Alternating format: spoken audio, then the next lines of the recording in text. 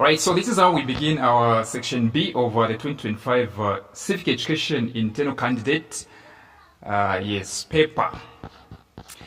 You know, the first one in section B, question 1A reads, explain the following concepts in governance, which means explain all these stuff, or the following concepts in governance style.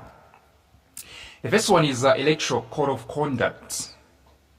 Electoral code of conduct. What exactly is an electoral code of conduct? When somebody says electoral code of conduct, what exactly comes into your mind? Well, an electoral code of conduct is simply a set of rules. It's a set of rules and principles that controls or regulates the behavior, the conduct of all stakeholders before the elections, during the elections, and after the elections. A code of conduct, an electoral code of conduct, is a set of rules and principles that regulates the conduct or the behavior of all stakeholders before, during, and after elections. So there must be a set of rules. Right? There must be a set of rules to control, because stakeholders, those that are actually presiding over the elections, those that are actually conducting elections, everyone actually, even the candidates themselves, all right, are prone to error. Remember, there is corruption, there is malpractice, all right, there is vote rigging and everything. So there must be a set of rules and principles to regulate the behavior, the conduct of all the stakeholders before the elections, during the elections, and after the elections. That's what we call an electoral code of conduct. So number 1A, Roman numeral 2, we are required to explain electoral systems, all right, with reference to governance. What exactly are electoral systems, or what exactly is an electoral system? Remember, the word system means methods, all right, a method, a procedure, all right, a mechanism, all right, yes, a structure. So when they ask you to say define an electoral system, you simply say this is the method. This is the method used to choose leaders and representatives in government through voting. All right, this is the method used to choose leaders and representatives in government through voting. Or better still, you can simply say an electoral system is the legal and mechanical, all right, it's a legal and mechanical framework that translates the will or the power of the people in voting for their representatives into political seats. This is a legal and a mechanical framework that translates the will of the people, citizens, right, in voting for their representatives, their leaders, into political seats. Yes, that's what we call electoral system. And so from here we go to question 1B. List two duties performed by native authorities before independence. List two duties performed by native authorities before independence. Now this question actually will give you a headache if you don't know the meaning of the words native authorities. When somebody mentions these words, what should come into your mind are the words chiefs, native chiefs, local chiefs.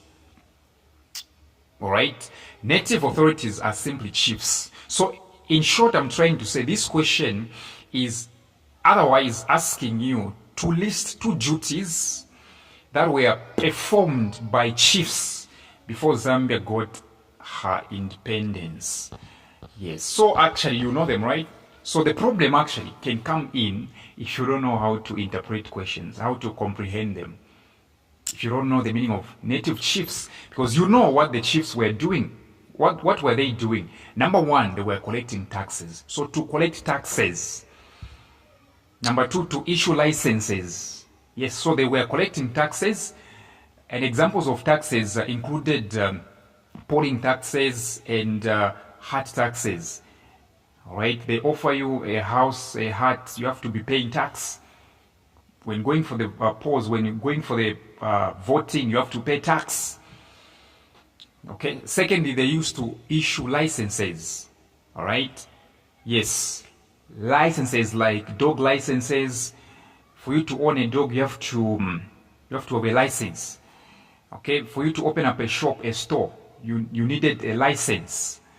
For you to own a bicycle, you needed a license. So two duties: to collect taxes and to issue licenses. Question 1C. State two features of good governance. In short, what exactly are the characteristics which are found in good governance? What exactly are you anticipated to find in good governance?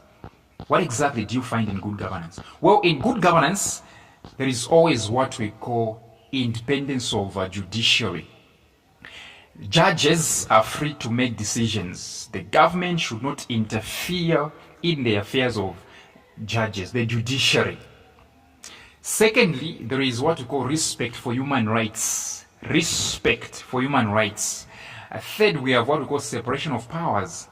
The judiciary, the executive, and the legislature have to be working separately, independently. The legislature should not interfere in the affairs of the executive, and vice versa. The executive has got no place in the affairs of the judiciary, and vice versa. That's what we call separation of powers. Yes. You can also add citizen participation. In a good governance, you expect citizen participation. Citizens have to be given that chance to participate, to show their power in the political, let me say, in the national affairs. Of course. Now let's go to question 2. Explain the following concepts in relation to citizenship, which means we're now discussing the topic of citizenship in form of questions. The first one actually is allegiance. What exactly should come into your mind when somebody mentions allegiance? What exactly does the word allegiance mean? So, allegiance is simply the readiness a citizen portrays to protect their own country in times of what? Foreign threats, and be able to do the duties of the country. That's what we call allegiance. Allegiance is this readiness that you have as a citizen of this country, all right, to protect, to defend, to safeguard your country, Zambia. All right. In times we are receiving, in times the country is receiving foreign threats. All right.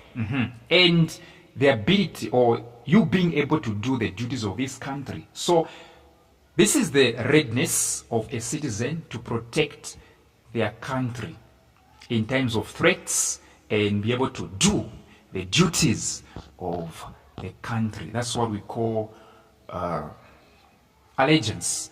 Yes, there's a difference between patriotism and allegiance. And if you want to learn more, come for my WhatsApp tuitions.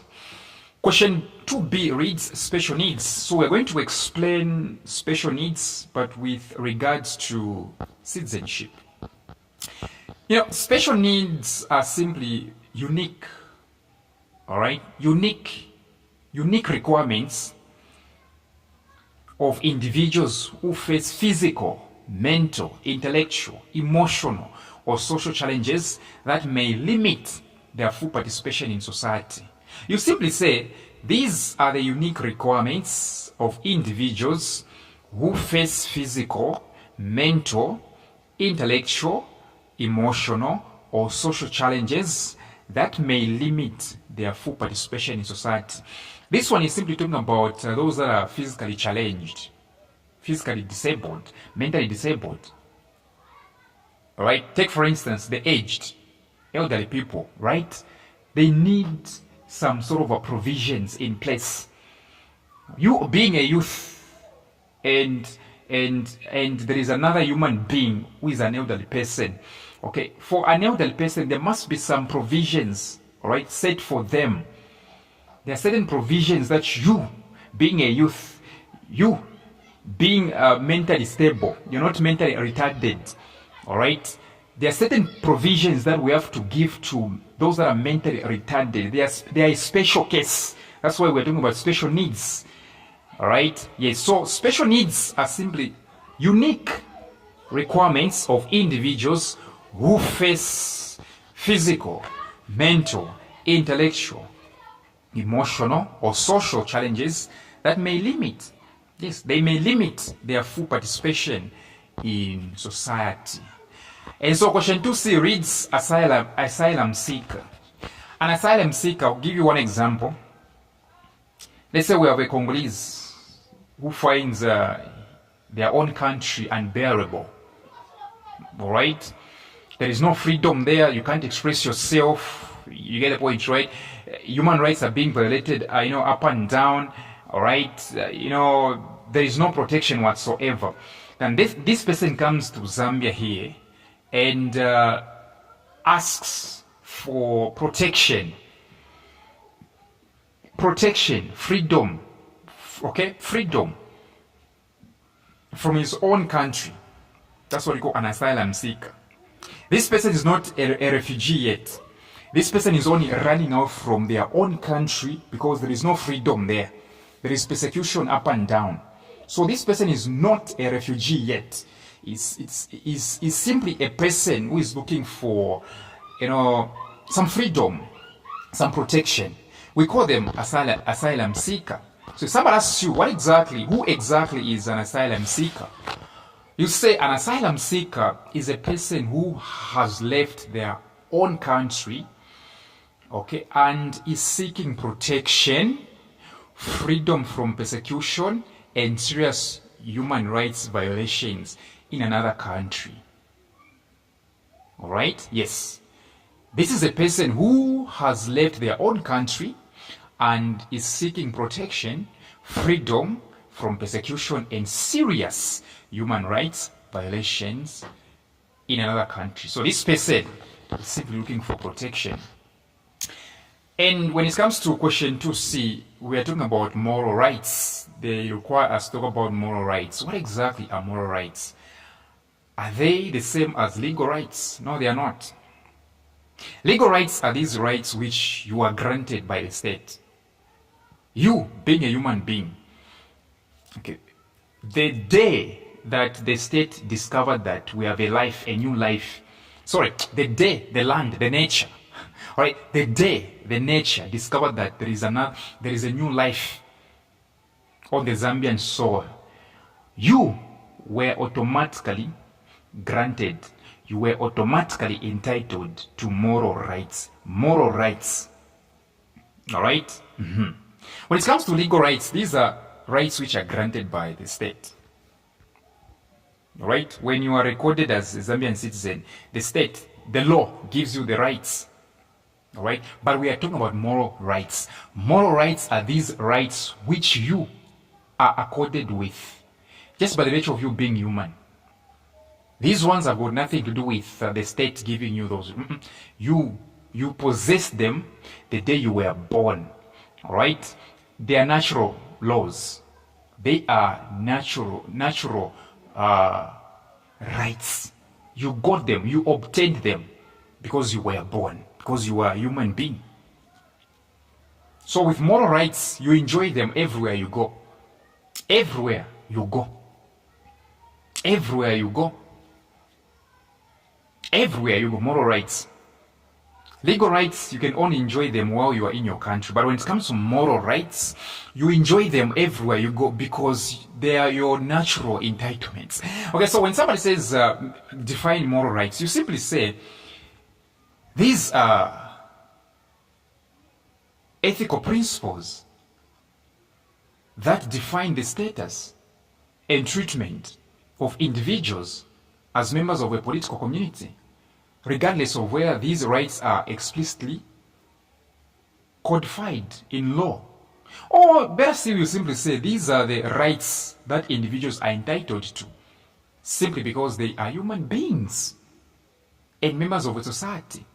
And these rights, for your own information, are based on ideas of justice.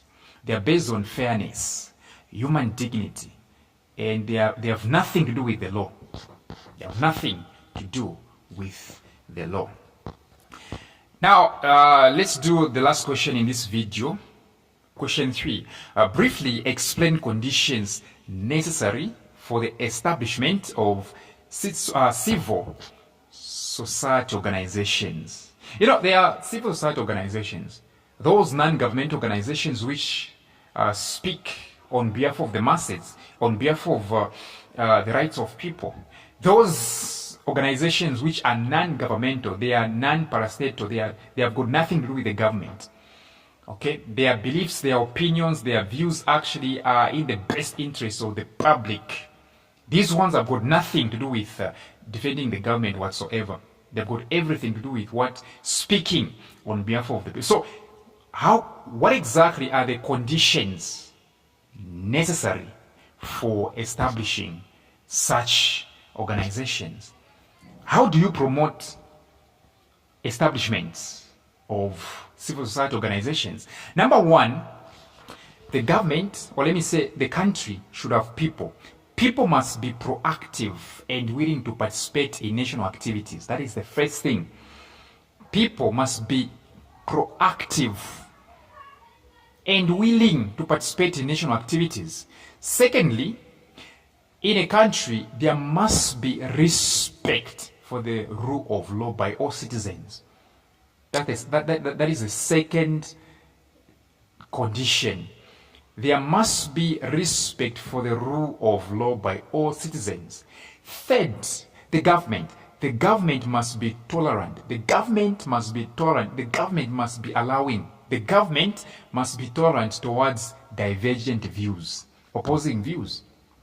The government shouldn't be getting irritated because somebody is opposing them. No. So the government must be tolerant towards divergent views. The last one, actually, you can include, you say, in a land, laws must be favorable. Laws must be favorable to allow the freedom of association and expression. Laws must be favorable to allow the freedom of association and what? Expression. What do? Come for my online tuition.